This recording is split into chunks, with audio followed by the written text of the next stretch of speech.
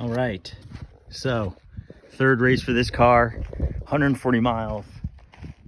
Completed it, finished it second in class, 16th overall out of 40 cars that started. Big attrition rate in this race. It was Placer City East. It was pretty rough at times, but you know, 2015 Polaris did it. Compared to what is else that is out there, you got to see all these other cars that are out there.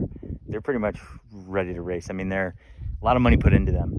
They're a lot newer. There's a lot more suspension travel in those cars. There's power-wise, probably same in a lot of places, but you know, I don't know. You know, this thing should have all of its power. I don't know. It feels powerful enough. It goes fast enough. I just feel suspension limited at times. I got to take my time over some stuff that I watch other cars just fly over. So that's the thing. You got to know when to drive fast, when to drive slow, kind of thing. You got to take care of the car. But yeah, there you go. Pretty good. The only issue that I really came into, and is my fault, is the skid plate I bent, this new one that I made, because I nailed a mound on the start. Driver was coming over. I moved over because I didn't want to give up the position, and we were going at the same speed. Didn't realize there was a danger there, and that's why he was moving over to try to go through this single lane that went in between these mounds, and so I nailed it. I slowed down though. I saw it and slowed down. Somebody got it on video, posted it on Instagram. I'll see if I can share it to my story.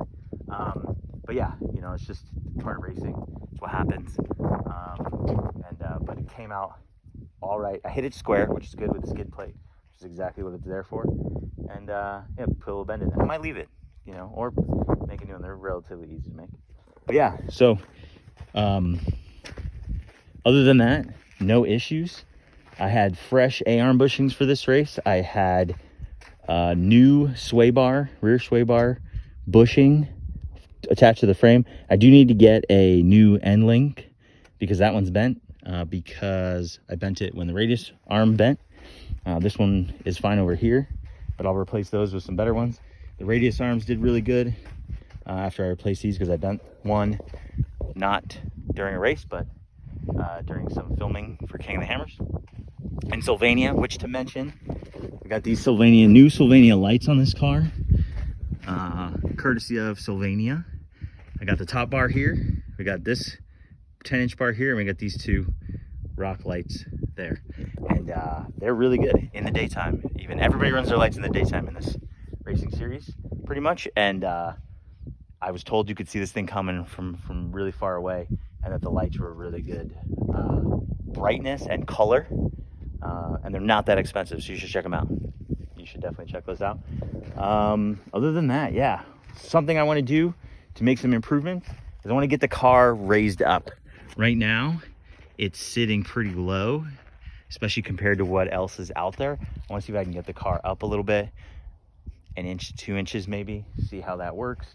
I do hit the skid plate in the rear a lot, so if anything, I want to get the rear of the car up a little bit, but I also might just get that front of the car. Maybe I'll go 2 in the rear, 1 in the front, something like that. We'll see how that works. I just noticed that everybody's radius arms are all at an angle. Mine are level, so I'm not saying that has anything to do with anything, but I do notice that everybody's car is sitting much higher, so I got to get this thing up a little bit. I run pretty low weight on it. I run it just like this, so I don't need it. I don't need it to sit like this. I want it to sit a bit higher, which I guess you would want for a higher weight. But another thing to note, Tensor tires, really good. Haven't gotten any flats yet.